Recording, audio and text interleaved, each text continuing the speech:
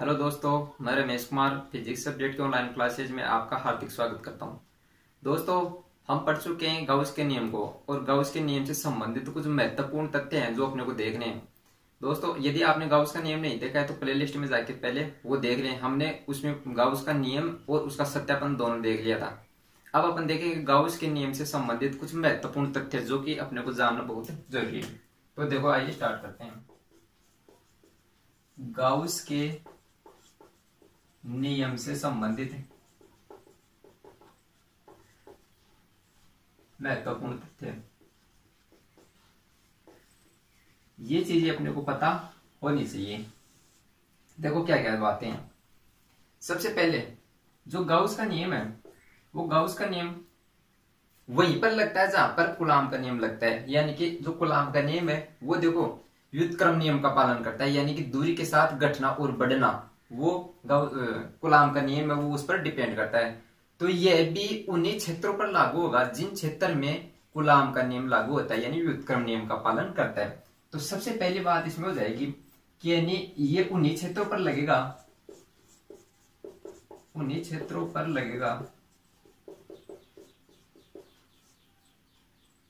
लगेगा जो व्युत्क्रम नियम का क्या करते हैं, पालन करते हैं, व्युत्क्रम नियम का पालन करते हैं। ठीक है, तो ये तो इसको ही पहली बात। कूलाम का नियम अपन ने देखा था, जो F समानुपाती होता है 1/r² के समानुपाती होता है। तो यानी जिस प्रकार ये संबंधित है R से, उसी प्रकार ये भी संबंधित होता है R से। ठीक है, तो जहां पर ये लगता है वहां पर अपना गाउस का नियम भी लगेगा। दूसरी चीज,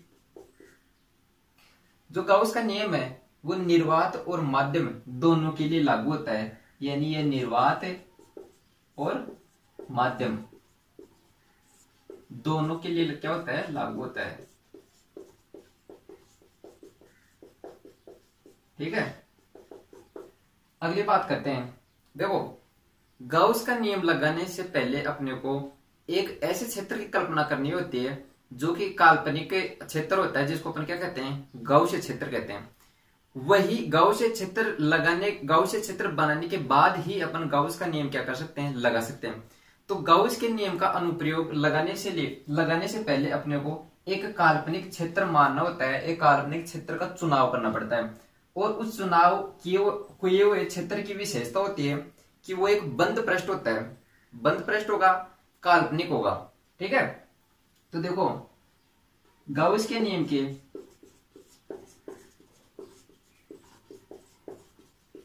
चुनाव किए गए,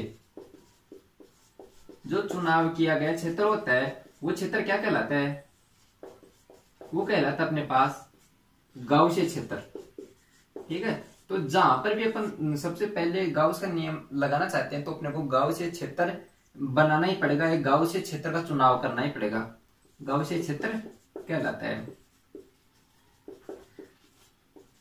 और ये गाउसीय क्षेत्र होता है, ये गाउसीय क्षेत्र कैसा होता है, देखो एक बंद पृष्ठ होता है, यानी कभी भी खुला पृष्ठ नहीं होता है। जिस बिंदु से स्टार्ट होता है उस पर आकर वापस ये मिलता है। जिस प्रकार अपन कह सकते हैं कि यदि कोई वर्त है ऐसा हुआ तो इसको अपन खुला होकर कहेंगे, और यदि ये आकर अपने प्रारंभिक बिंदु पर मिल जाए तो उसको क्या कहेंगे, बंद पृष्ठ कहेंगे। इसकी आकृति कैसी भी हो सकती है।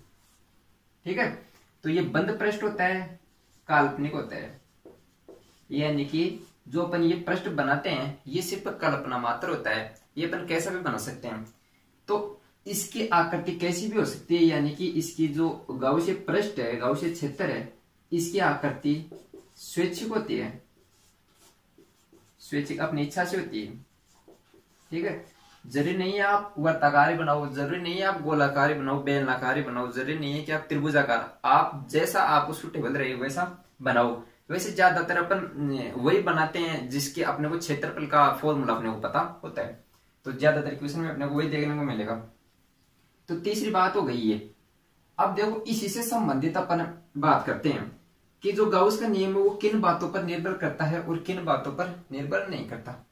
तो जो गाउस का नियम है वो देखो बंद पृष्ठ होना चाहिए। ठीक है, तो एक तो है जो गाउस का नियम है वो आकार, आकृति, आकार आकृति पर निर्भर नहीं करता।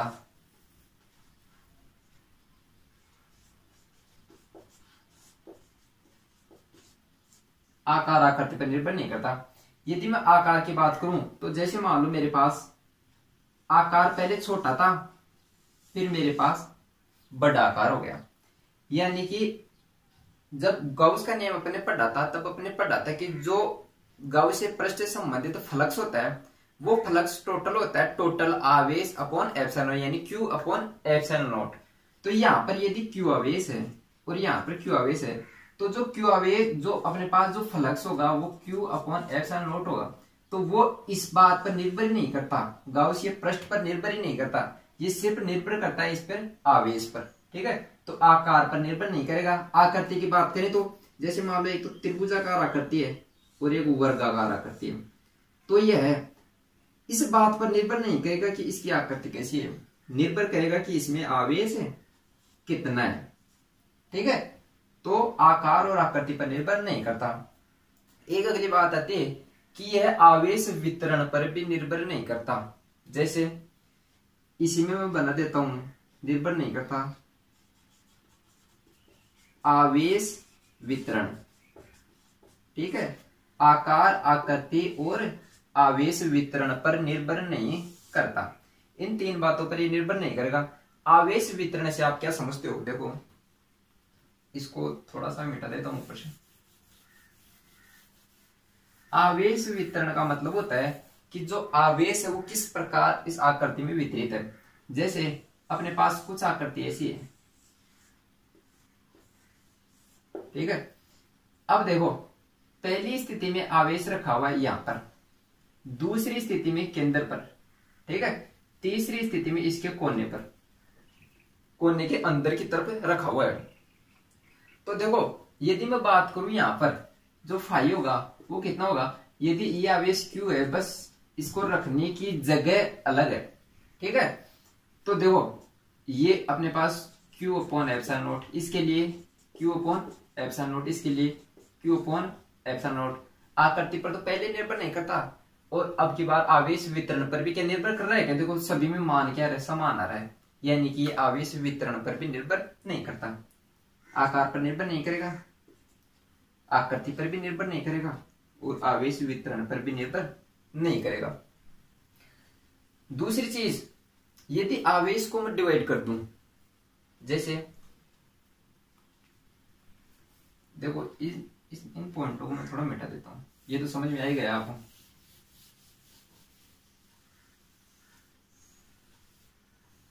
इन बातों का डिस्कस कर रहे हैं अपन, ये वालों का।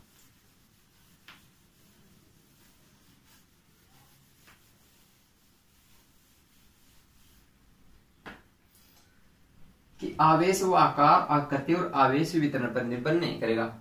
यदि अपने पास में जैसे मान लो आवेश अब की बार ये मेरे पास कोई वर्गाकार क्षेत्रफल है, कोई गाउसीय पृष्ठ है मेरे पास में, ये मेरे पास एक में तो Q है, एक मेरे पास Q/2 और Q/2 ऐसे रखा हुआ है। एक और ले लो, उसमें मेरे पास Q/3 Q/3 और Q/3। अब यदि मैं फ्लक्स की बात करूं तो वो फ्लक्स का मान मेरे पास, जैसे मैं गाउसी नियम लगाऊं तो Q upon epsilon not, Q यहां पर फाई आएगा वो Q/2 plus Q/2 upon epsilon nought, यानी कि Q अपॉन एप्सिलॉन नॉट, दोनों Q/2 जुड़ के क्या हो जाएंगे, Q अपॉन एप्सिलॉन नॉट। यहां पर यदि फाई की बात करूंगा तो Q/3 plus Q/3 plus Q/3 upon epsilon not. तो मेरे पास जो टोटल फाई आएगा वो कितना आएगा, Q अपॉन एप्सिलॉन नॉट। तो यह है आवेश वितरण पर निर्भर किया क्या, आवेश की स्थिति और आवेश वितरण ये दोनों एक ही चीज है। आवेश वितरण इस प्रकार से भी हो सकता है कि आवेश को टुकड़ों में वितरित कर दो, या फिर आवेश को मतलब अलग अलग जगह रखना। ठीक है, यानी उसको कह सकते हैं आवेश की स्थिति। ठीक है, तो इन बातों पर ये निर्भर नहीं करता, कहीं पर भी आवेश रखा हुआ हो लेकिन होना चाहिए वो गाउसीय पृष्ठ के अंदर ही, तब जाके अपने पास में ये जो फाई का मान होता है ये मिलता है। और ये फाई का मान अपने को तीनों के लिए बराबर ही प्राप्त हुआ, यानी अपन कह सकते हैं कि ये आवेश वितरण पर निर्भर नहीं करता। तो ये तो बात हुई कि किन बातों पर निर्भर नहीं करता। अब बात करते हैं कि निर्भर किन बातों पर करता है। ठीक है, तो अगला पॉइंट अपना 5वां पॉइंट रहेगा।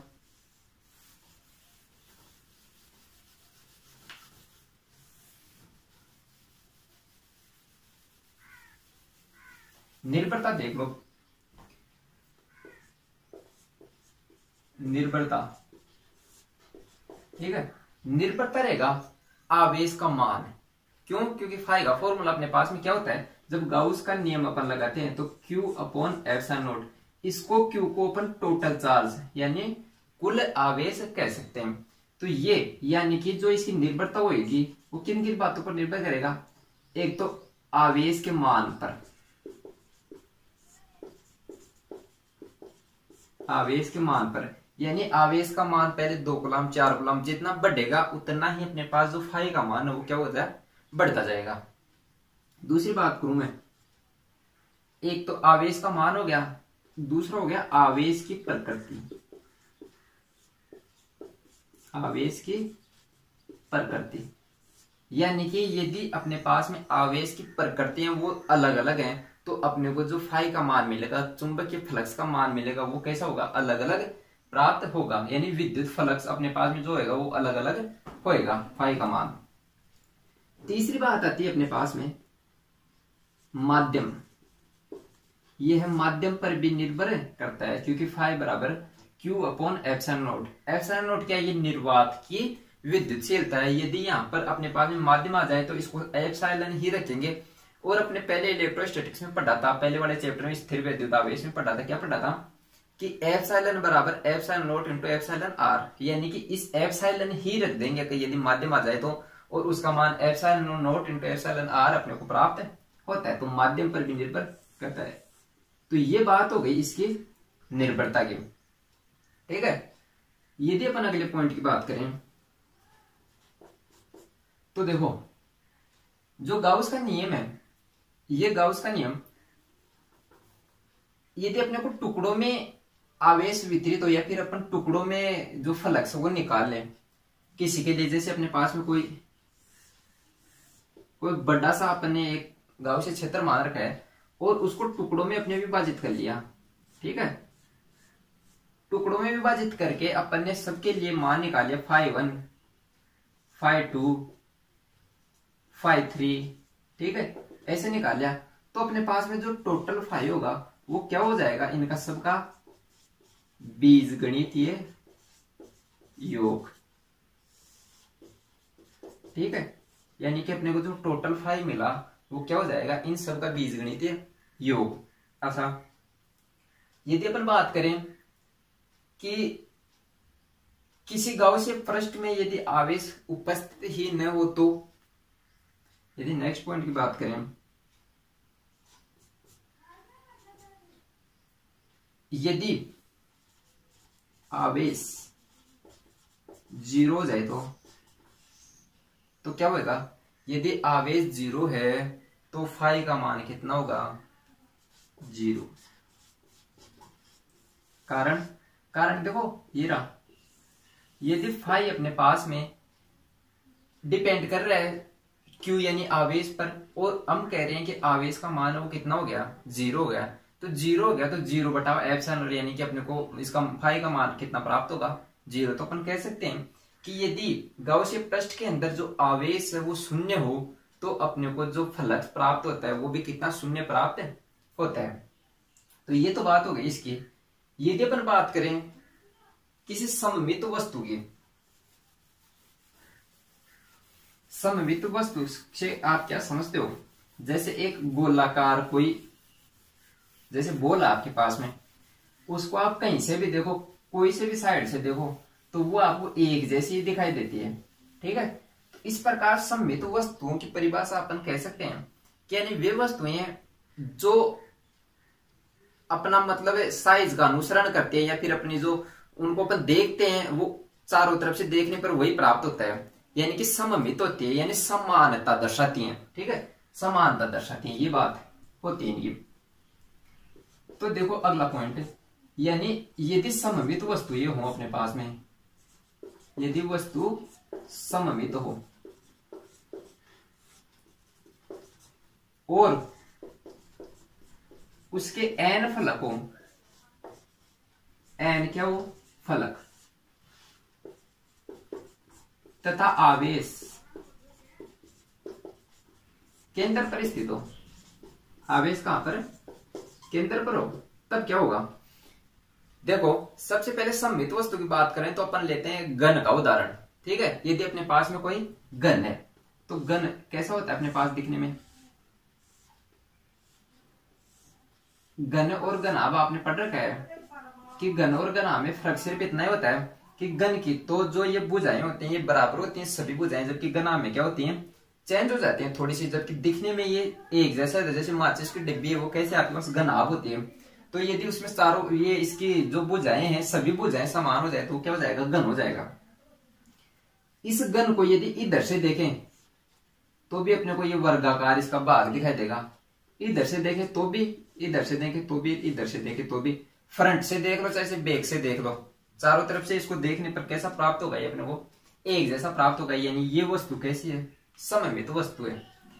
यदि इसमें अपन फाई की बात करें, यदि अपन इसमें फ्लक्स की बात करें तो जो कुल फ्लक्स हो जाएगा वो कितना हो जाएगा, इसमें कुल फ्लक्स हो जाएगा वो जाएगा, यहां पर क्यू आवेश स्थित है तो टोटल क्यू यानी कि क्यू अपॉन एप्सिलॉन नॉट, ये अपने पास कुल फ्लक्स प्राप्त हो गया। यदि ये सममित है और इस स्थिति में हम इस आवेश को केंद्र पर रखे हुए हैं तब अपने को ये प्राप्त होता है। यदि अपन इसके फलक की बात करें, यानी फाई है वो फलक पर कितना होगा, तो इसके फलक कितने होते हैं, उन सब में ये बराबर बराबर डिवाइड हो जाएगा। कितने फलक होते हैं, 6 फलक होते हैं। तो हम कह सकते हैं कि जो अपने को जो प्राप्त होगा वो फाई कुल का बटा 6 प्राप्त होगा।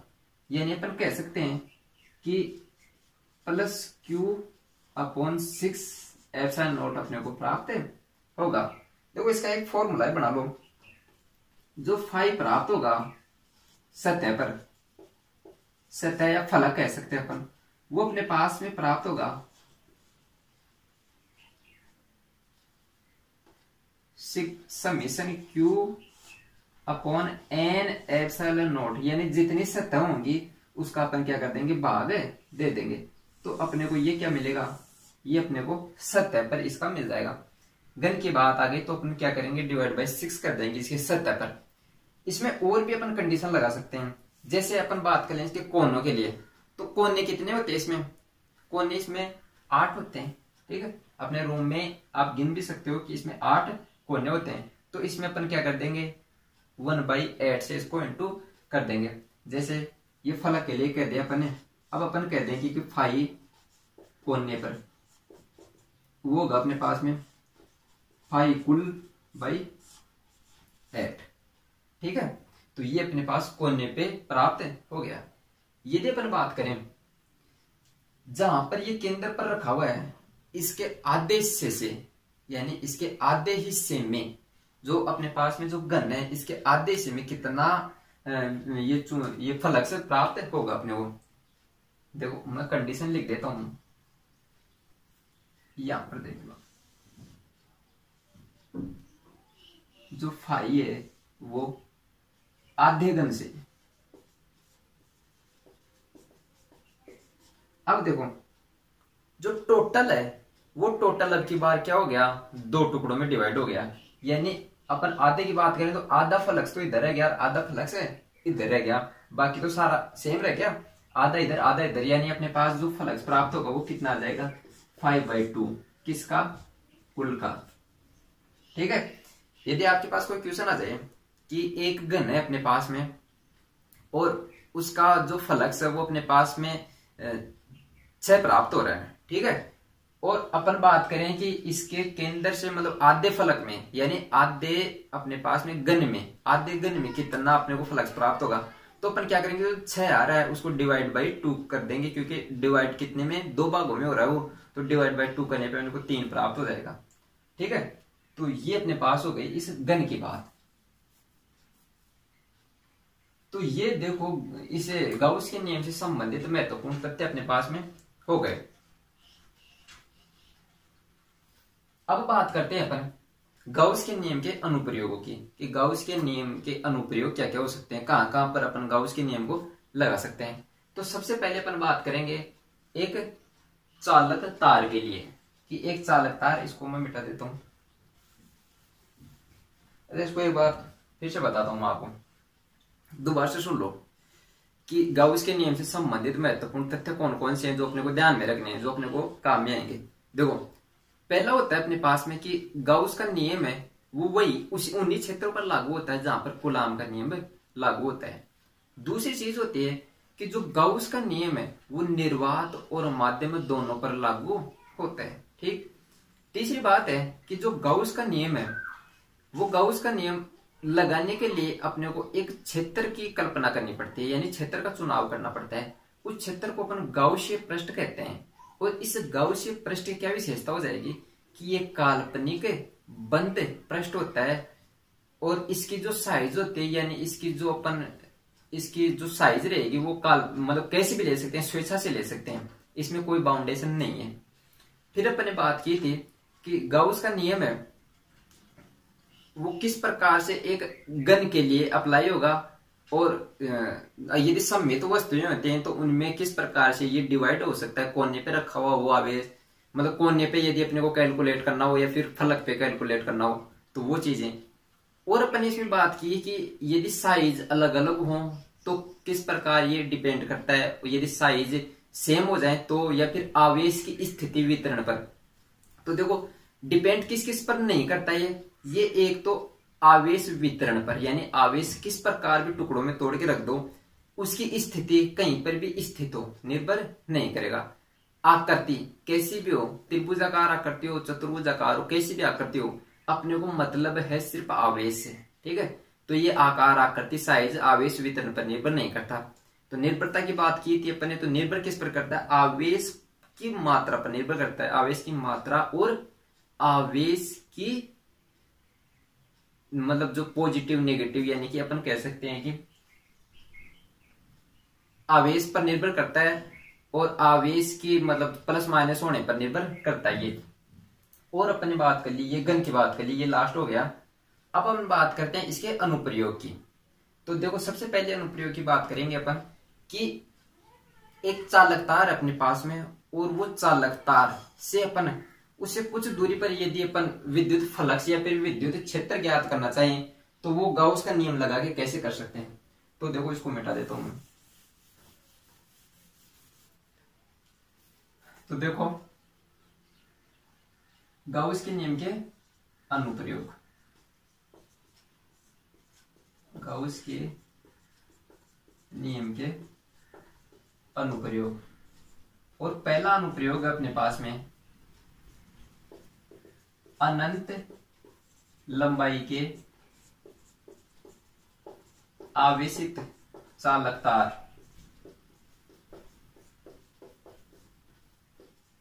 के कारण विद्युत क्षेत्र, ये अपना पहला अनुप्रयोग है। देखो, सबसे पहले क्या करते हैं, एक आवेशित चालक तार अपने को दिया हुआ है, ऐसे मान के चलो इसमें प्लस आवेश एक समान रूप से वितरित है। अपन ने मान लिया कि इसकी लंबाई वो कितनी है, ए बी, यानी ए बी लंबाई का एक तार है। तो ए बी लंबाई का तार है और इस पर जो आवेश घनत्व है, आवेश घनत्व कितना दिया हुआ है, आवेश घनत्व है वो लैम्डा अपने को दिया हुआ है। ठीक है। अब इस चालक तार पे अपने क्या करते हैं, गाउस का नियम लगाने के लिए सबसे पहले एक क्या करते हैं, गाउसीय पृष्ठ की कल्पना करते हैं। तो गाउसीय पृष्ठ, देखो ये अपने पास एक लंबा तार है और इस तार से कुछ दूरी पर ये कोई बिंदु P है, इस पर विद्युत क्षेत्र की अपने को तीव्रता ज्ञात करनी है। ठीक है। तो तीव्रता ज्ञात करने के जब अपन गाउस का नियम लगाते हैं तो सबसे पहले एक पृष्ठ की कल्पना करते हैं। उस पृष्ठ की कल्पना अपन स्वेच्छा से कर सकते हैं। तो एक पृष्ठ, एक बेलनाकार पृष्ठ आप इस पर कल्पना करो जहां पर ये जो ये P बिंदु उसके सरफेस पर आ जाए। ठीक है। ऐसा अपन ने एक कल्पना कर ली।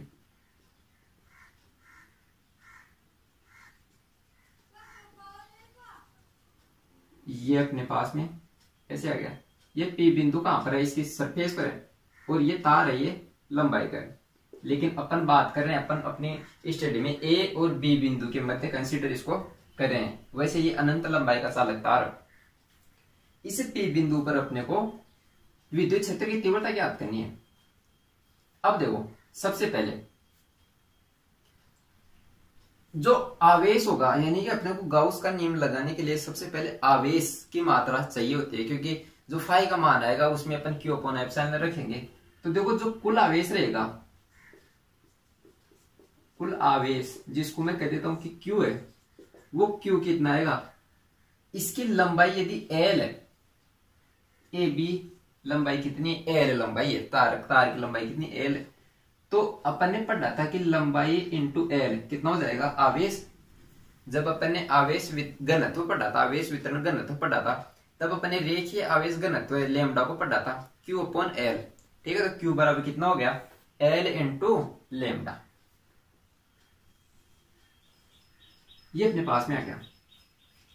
अब देखो, यदि इस बेलनाकार सतह की बात करें तो इसमें अपने पास 3 प्रकार की सतह हैं। एक तो ये इधर वाली जिसको मैं कह दूं S1, एक इधर वाली S2, और एक ये जिसको कह दे रहा हूं मैं S3। तो 3 प्रकार की सतह अपने को प्राप्त होती हैं। तो इन तीनों सतहों के कारण अपन विद्युत फ्लक्स कैलकुलेट कर लेते हैं, क्योंकि जो गाउस का नियम विद्युत फ्लक्स के लिए लगाया जाएगा। तो जो फाई होगा, वो फाई अपने पास में कितना रहेगा, देखो वैसे तो टोटल फाई रहेगा, वो अपने पास Q अपॉन एप्सिलॉन नॉट, और Q की वैल्यू कितने है, lambda L upon epsilon not आएगा। और जो अपने पास में ये फाई होता है वो कितना होता है, E dot ds, E vector dot ds vector, दोनों सदिश अपने पास सदिश प्रकार की क्वांटिटी होती हैं। अब देखो, ये है, तो ये जो टोटल रहेगा, ये बंद पृष्ठ रहेगा, ये किन किन का योग रहेगा, क्या मैं सरफेस 1 के लिए कह दूं, प्लस क्या मैं सरफेस 2 के लिए कह दूं, प्लस क्या मैं सरफेस 3 का योग कह दूं।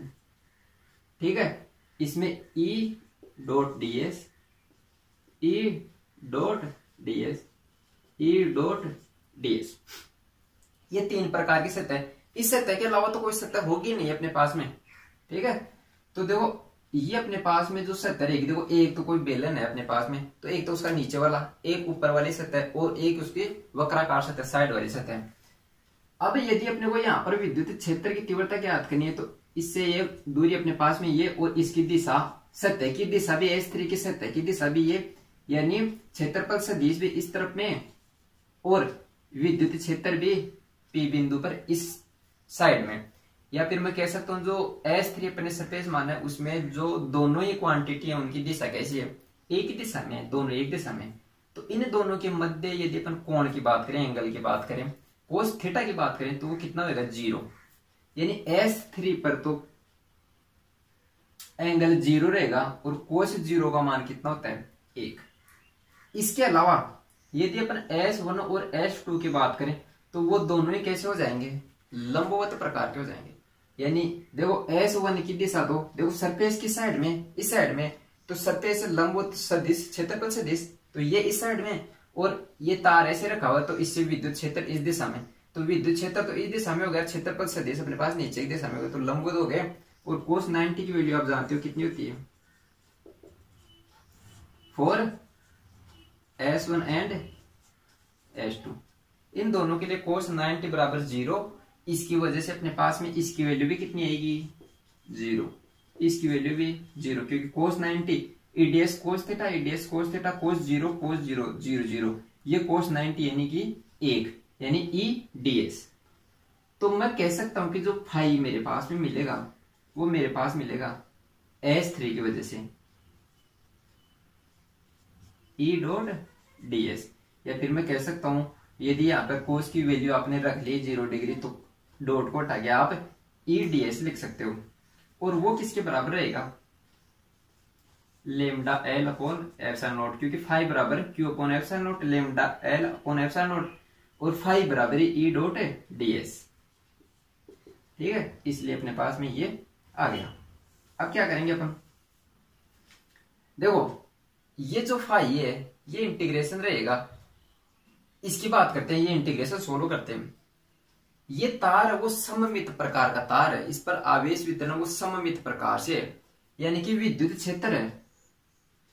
यदि यहां पर बात करें तो भी वही विद्युत क्षेत्र है, यहां पर बात करें तो वही विद्युत क्षेत्र, यानी अपन कह सकते हैं ओवरऑल बात करें तो इसकी सारी सतह पर, जो ये सतह है इस पर विद्युत क्षेत्र अपने को समान प्राप्त होगा।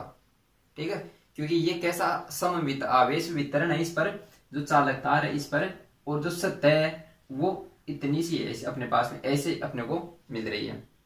ठीक है, तो ओवरऑल कहें तो अपने को जो ई है वो कांस्टेंट प्रकार का प्राप्त होता है।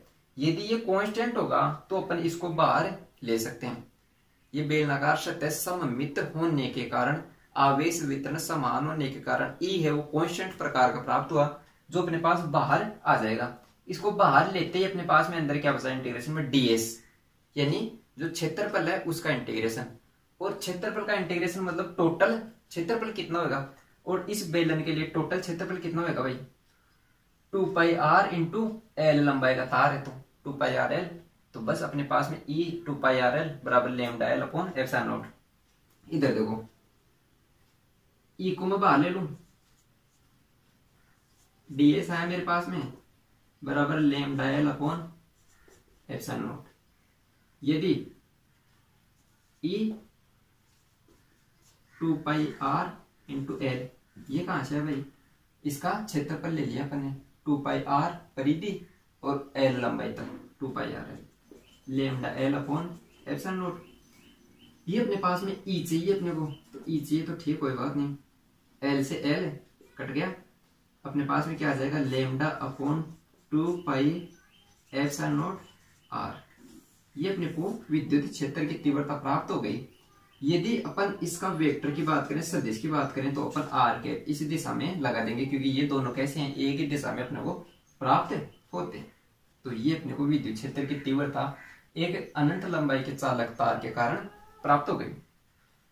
यदि अपन इसकी निर्भरता की बात करें तो जो विद्युत क्षेत्र की तीव्रता है वो निर्भर लेमडा के तो समानुपाती है और आर के व्युत्क्रमाती है। यदि यानी अपन बात करें तो जो ई और लेमडा है उनका ग्राफ तो मिलेगा अपने को ऐसा, यानी ई समानुपाती है लेमडा के, और यदि ई और आर की बात करें तो अपने को कैसा प्राप्त होता है, ये व्युत्क्रमाती, यानी कि सबसे पहले आर की वैल्यू कम के लिए ई का मान ज्यादा, यानी आर की वैल्यू के लिए इसका मान ज्यादा, फिर कम कम कम कम, ऐसे इस प्रकार अपने को प्राप्त होता है। ठीक है, तो ये हो गया अपने पास में। आज के लिए इतना ही दोस्तों, बाकी इसका दूसरा जो अनुप्रयोग होगा वो अपन नेक्स्ट क्लास में पढ़ेंगे। Thank you.